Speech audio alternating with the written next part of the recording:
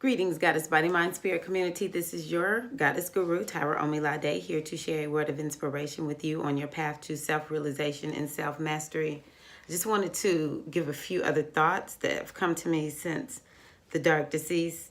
I typically just channel videos, and if I don't make notes, then no question. I may not say everything that I could have said.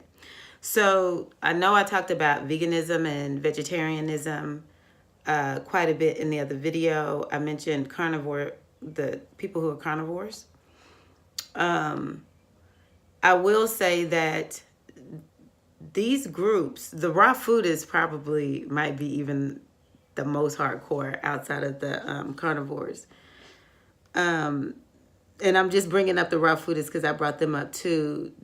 Something that these groups do in their, passion and, just this high belief that they have for the way that they eat, they cause us to challenge the way that we eat.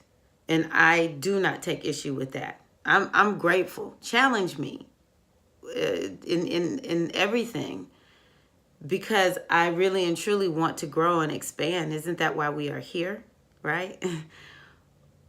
Hopefully we realize that we're here to grow, expand beyond one way of being, one way of thinking.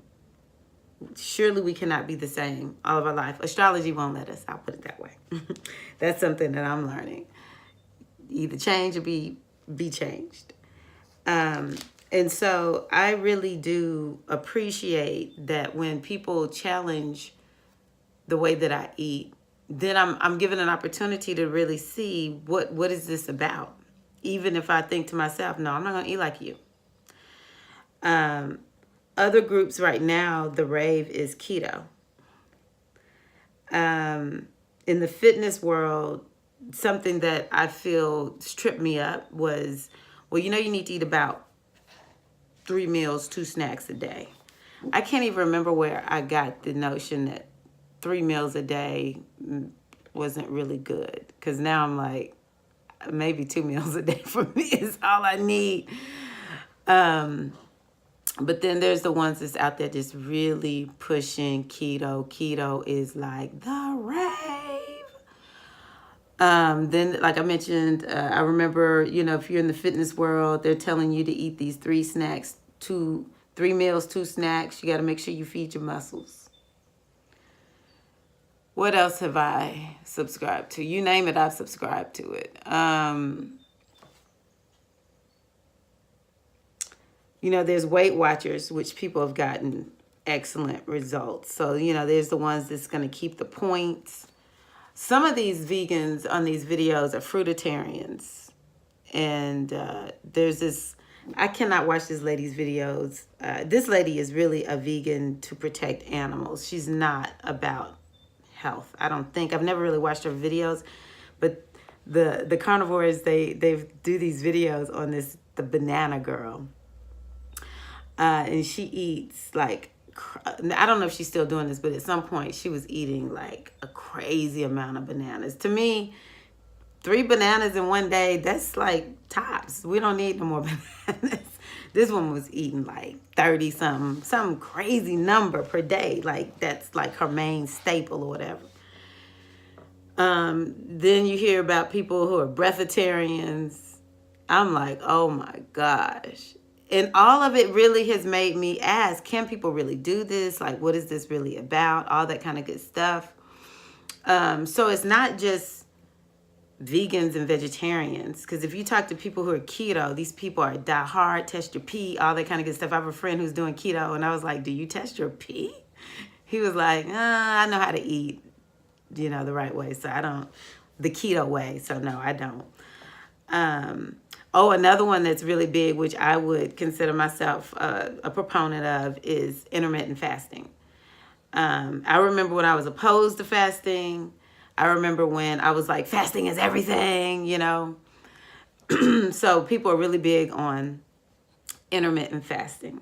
It's not just one group that's out there doing it. And so I just say that you know, allow all the groups to help you to question, like, really, am I doing this the right way? What can I do to improve myself? And look at where you get results. That's such a beautiful thing. The other thing that I appreciate, the groups who are like anti-eating meat or animal products is, and I mentioned this in the other video, I appreciate that we are so disconnected from our food. And so Uranus is in Taurus now. And Taurus is all about food. I think that food is going to be revolutionized. And I'm not saying that this is an original thought of mine, but the more I study what I'm focused on, just what I'm seeing, the astrologers, they really have given some good insight about this Uranus in Taurus. Changes are coming in food, because a lot of what people who are very much into healthy eating, they talk about how horrible the system is in terms of, you know, it's all about let me not say all about, a huge percent of why we eat the way we eat is because of this industry that wants to make money. These people do not care about our health. They want to make money. It behooves them to have us eating crappy food, because then we're addicted to it. We want to go buy. A lot of times when people start moving to a place where, like, they're really eating in a good way, they don't eat a lot of food. They feel satisfied. They don't eat a lot. Folks' grocery bills are going down. I know when I started using these supplements from AdvoCare, they were like, a lot of people's grocery bills go down because the appetite is gone. Their nutritional gaps are filled, and you just don't eat as much. And that's something I'm actually noticing. So this industry thrives off of us being addicted to whatever it decides it wants to create. They have science labs, all this kind of good stuff. Can't we give thanks to all these health nuts for challenging us and making us say, you know what, maybe I should look more into what I'm eating. I think all of us are going to do this. Uranus is in Taurus for, I think, the next 7 years. I shop at Kroger, and I went into Kroger, I think, to get some salad dressing. And there's a section that's been over by the salad dressing forever. I never paid attention to it. The day Uranus moved into Taurus, I noticed this section, and it's either products that are from Tennessee, which is where I live, or fair trade, which I've always been into fair trade. If I can buy fair trade, I'm going to buy fair trade products or fair trade. Like this coffee from Rwanda. I'm like, wow, you know, I got to start buying this coffee from Rwanda. And it's all, this section is specifically about you are supporting local farmers or people who are local producers of whatever this product is. You are supporting a small owned operation. And I was like, I think we're going to start doing that, because Taurus is about quality. It's about the good life, the good stuff. It wants good stuff, and it wants good food, natural. Taurus energy is very, very much into nature. It's earthy, all that kind of good stuff. And so my prediction is that we're actually going to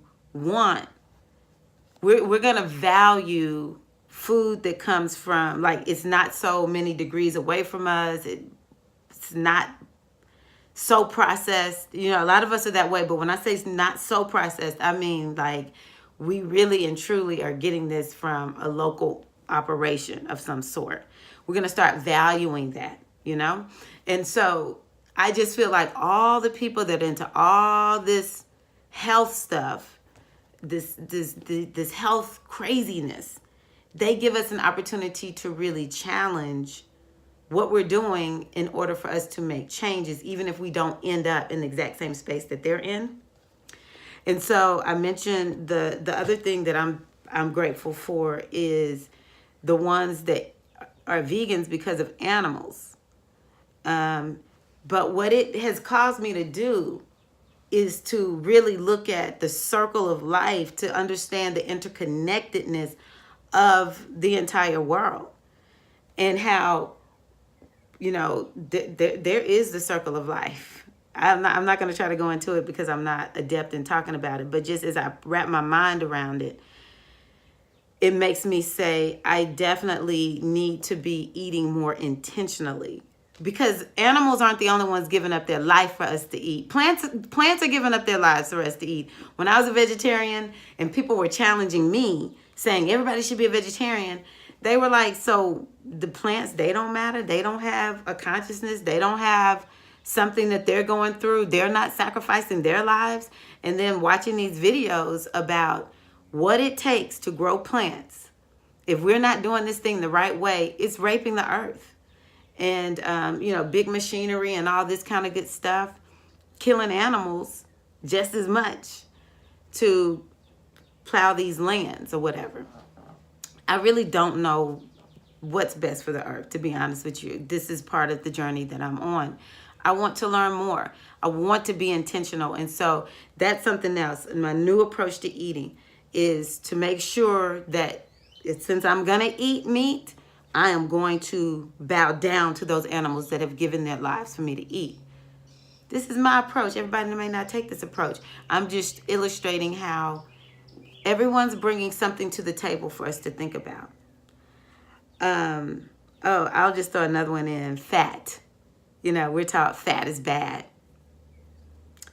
When I first was like, I've got to do something, I'm miserable. I was the most miserable. I started listening to Dr. Berg, Eric Berg, and he was like, look, eat a little fat, then do intermittent fasting. Eat some cashews, some almonds, walnuts, something like that, pecans, and it'll satisfy you. Because I was always hungry, always. It was just too many carbs, hungry. And to get my body to switch over to operating in a different way, whereas eating up this extra fat on my body, I was like, I'll try intermittent fasting. And so right before, you know, initially I would start eating that and I would notice, man, I am way more satisfied. So I just started introducing more fat into my diet. And I don't even have to care too much. You know, I don't overeat on fat, but I don't think about eating a low-fat diet. And that's something that's like the antithesis of what they teach us in this culture. Let yourself be challenged and grow. Get a new approach, okay? And Uranus and Taurus is going to do that for us. And the other thing that I thought I needed to make sure I emphasize is the importance of knowing yourself, okay? So, yeah, we have to know ourselves, body, mind, spirit, and emotions. You know, a lot of times we don't even talk about emotions, but in my research, on my path to trying to figure out my life, I have found the importance of knowing that you are an emotional being too. And that these emotions are so powerful that if we don't pay attention to our emotional body, these emotions are running our lives, just like the dark deceased are. The emotions can be dark deceased too. And so this is why we have to do our daily spiritual practices. We cannot live unaware. We have to constantly be doing the work to know who we are. And so we are called to expand. And actually, when I think about, I think it's the energy surrounding the full moon from the Metu Neter is Tahuti, Hetep. And so Tahuti is about expansion. So we need to make sure that we continue to know who we are. When you know who you are, you can listen to someone's argument about why you should eat the way you eat. And then the next thing you know is you test it. And you see, does this work for me? And if it doesn't work, you can just say, no, I'm not going to do it. You know, give it a fair shot. Give it a fair shot.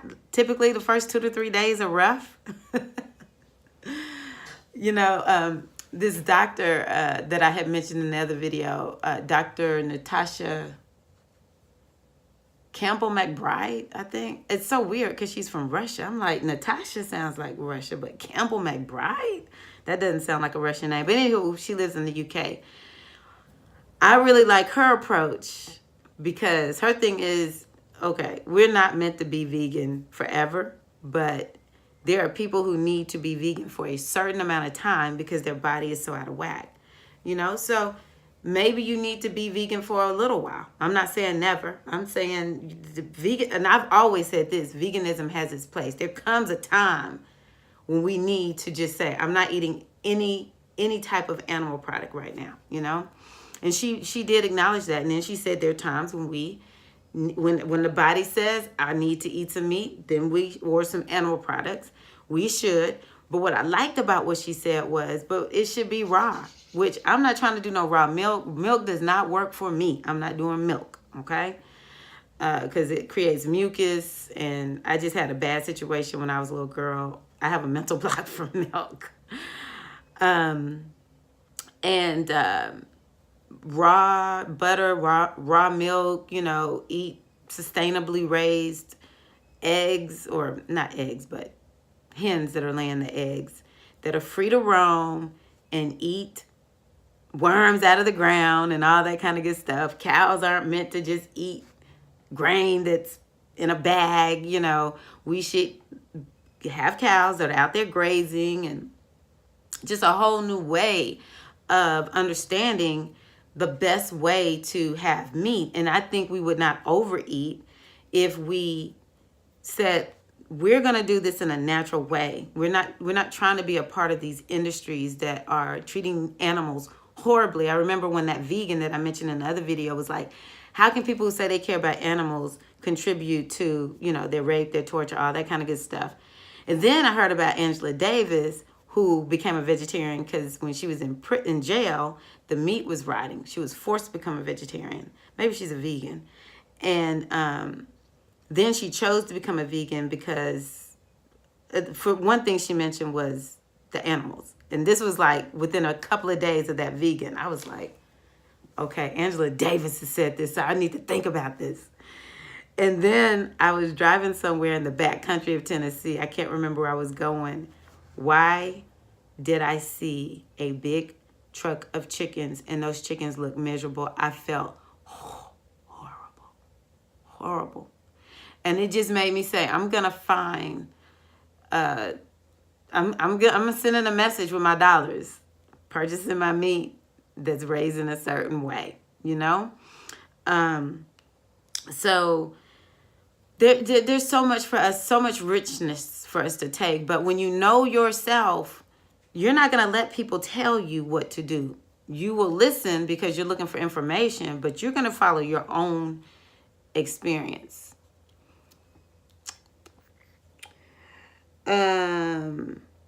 And that's the next thing I wrote down, because I wrote some notes because I didn't want to forget what I wanted to say. If you're not certain of a thing, let's forget diet, okay? Anything.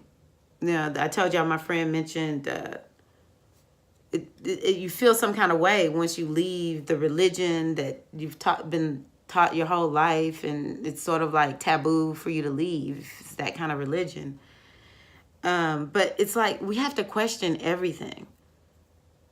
You know, when I was Christian, I started questioning, why is God he? Why is God not she? What's in the Bible? Yeah, but why is my spirit saying there's a she? I found the lost books of the Bible. And another book was the book your church doesn't want you to read. And it just made me start questioning everything. And you know how in the Matrix, Trinity says, it's the question. So for me, the question is everything. Asking questions, not asking questions. I was, you know, people ask me questions. Let's say this is not really a question, but this is an example. The last time I think I made a video, maybe it was the new moon video, and I said, y'all, that new moon is coming in Libra next. And someone was like, it's not the new moon, it's the full moon. You are so right. You are so right. You know?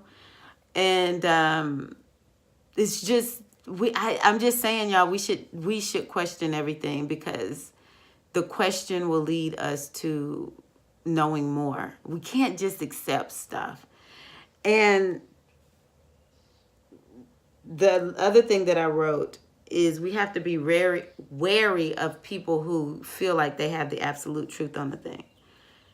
That question is the reason there can be no absolute truth by any one person on anything. I don't know how to explain it. Do I feel like I've had an experience where I've experienced the ultimate reality? Yes. But what lets me know I got a ways to go is I get lost in this space-time continuum in my human experience. I have no lock on truth. I just know I've experienced what feels to be the absolute truth. But that does not mean I'm coming to y'all saying, y'all, look, I experienced this absolute truth. I'm going to tell you what it is, and I'm going to tell you how to get there. You need to be doing that for yourself, okay? So it doesn't matter if it's food, religion, career, relationships, nothing. We should question everything. Even when it seems like there's not really a reason to question. I had no reason to question the way that I ate when I was a kid, even though I knew something wasn't right because I just didn't feel right sometimes after the food I ate. And because of the question, and because we question, because we are wary of people that are coming to us with the absolute truth, and so we're going to be questioning them.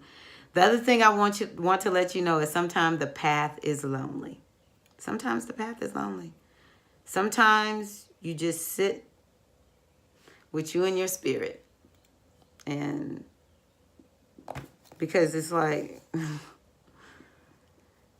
I don't know if anybody understands. I don't know if anyone gets me. And even though I would like to be a part of a group, I would like to be a part of something that is where people are like me. It's not always like that. And if we can learn to be okay with that, then you don't feel so lonely. Because as much as I love Dr. Berg, I tested his. Well, y'all have to drink that much water. That don't work for me. I'm not, nah, Dr. Berg, I'm drinking my water. You know?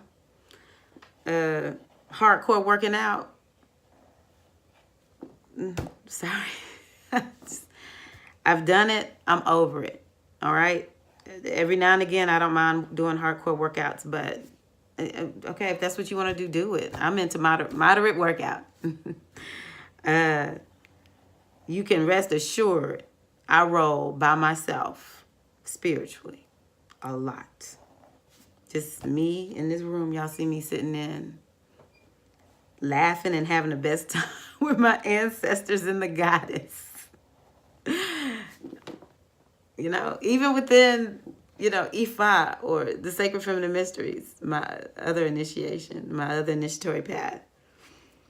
It's not all the time I have somebody with me. It's a lonely path. I don't really hear people talking a lot about intuitive eating. Most of the time, people want to tell you how to eat. Instead of saying, okay, look, let's look at all our options. Let's see what's going on with your health, and let's figure out what is the best option for you. And maybe those people just don't talk out loud a lot, but typically that's not what I'm seeing online. This is how you should eat. And so, it's a lonely path once you get on this path, but it's way more peaceful. And you get the opportunity to actually get to the truth and, to discover all the levels. As we talk about expanding, you get the opportunity to expand, to expand, to expand. So I just wanted to share this last little bit after the other video. I felt like I wanted to make sure I brought a little more balance to what I'm saying, because I in no way am anti-vegetarianism and veganism if that's the life that someone chooses, the diet that someone chooses. I'm not anti-Christian if that's that person's spiritual path. I'm not anti too much of anything other than anybody trying to tell me how to live my life. Not gonna happen. Don't tell me how to live my life. I'm anti telling you how to live your life. Guess what? I really don't even want that responsibility. Okay? Other than that, you know, for just basic living type stuff. Y'all know we know some stuff out there just ain't right, and we got to be anti, you know, we can't let this kind of stuff happen. But just in general, life stuff. Yeah. Do you, boo? Do you? Thank y'all for watching.